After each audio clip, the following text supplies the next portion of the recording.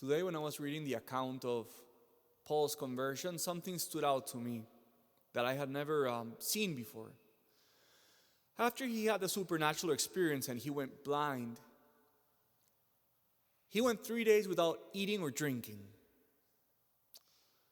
I was reading, I Googled and I said, how many days can you go out without drinking before dying? And he said, between 3 and 5 days. I thought it was 7, but no, it's less. Why did Paul choose, or why did he not eat or drink for 3 days? Maybe he was doing penance after he understood all of his mistaken ways. Maybe he was in such a shock about how mistaken he had been that he was unable to eat or drink. Perhaps all of the above. What seems to me clear is that his conversion was a near-to-death experience.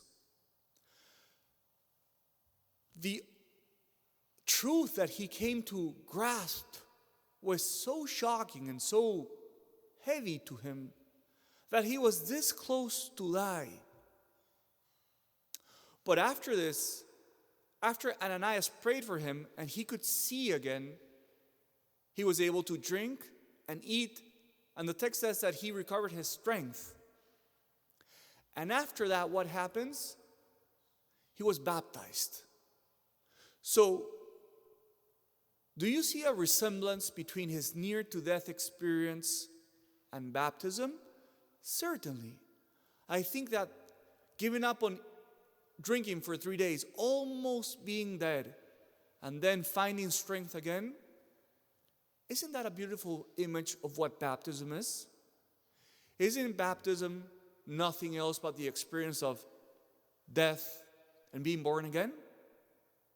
So what Paul was doing is he was mirroring, or he was anticipating the experience of baptism in his own life and in his own body. He was close to die, but then received strength to be born again. Brothers and sisters, isn't this true about our lives too? Isn't it true that if someone wants to be born again, he has first to die? This is particularly true, with whom? With addicts.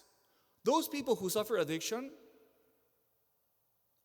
how can they experience a new life if they first don't hit rock bottom? How is it that someone who suffers addiction can experience new life if first this person doesn't say, I recognize that I was powerless and that my life was unmanageable? So what I'm trying to say is that not only in baptism, but throughout our life, if we want to have a new life, we have first to die to our old self. In a way, the practice of mortification and self-denial is a permanent practice of death to yourself so that a new person can be born. In any case, let's finish the homily with this.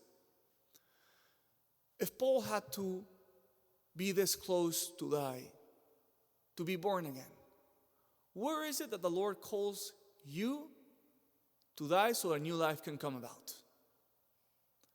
What aspect of your life, what aspect of who you are is meant to perish so that you can be born again to a life in the Spirit? Let us ask the Apostle Paul to give us the strength to go through this excruciating experience, but that truly brings a new life to our lives.